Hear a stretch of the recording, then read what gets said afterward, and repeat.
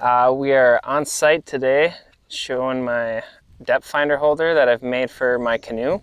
So I've got it here, and as you can see, it is made out of a piece of 3-inch wide C-channel aluminum, and I wanted something that would spread across both gunnels, give it a little more strength than something that was going to be just on one side.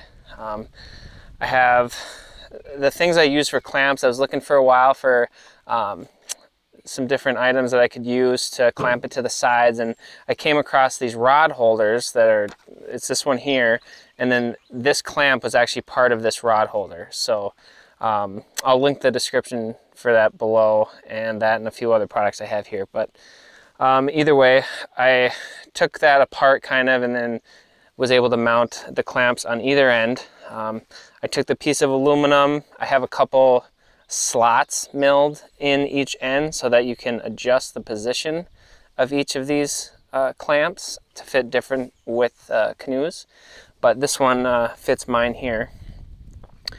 So you can take it, and then they rotate as well.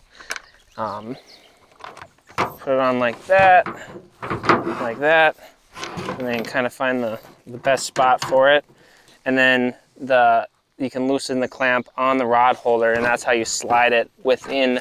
Move your paddle. Oh, sure. Within the piece of aluminum itself, and tighten it down. So I got it clamped down here.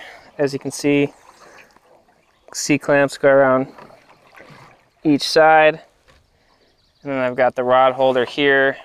And this was the adjustment spot. I got a lithium battery right now, battery tender, and then I've got a Garmin Striker 4 is what I'm using. I got a few pieces, just sheets of neoprene here for setting things on, and then I have this Burrowcraft transducer holder. So it goes down in the water like that, and then if you need to go up into shore, you loosen it up, and the whole thing swings up and out of the way like that.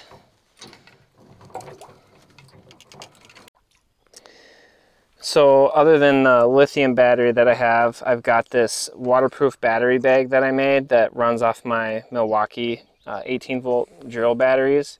I have another video on that, so I can link that below as well. But I have USB chargers, so I can charge my phone if I run Navionics off that, and then these wires hook up to the same wires that run the depth finder.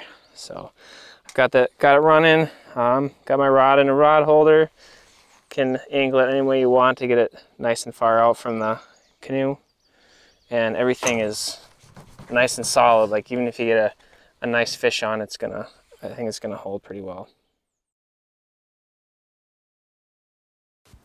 Thanks for watching, everybody. I appreciate you clicking on this video.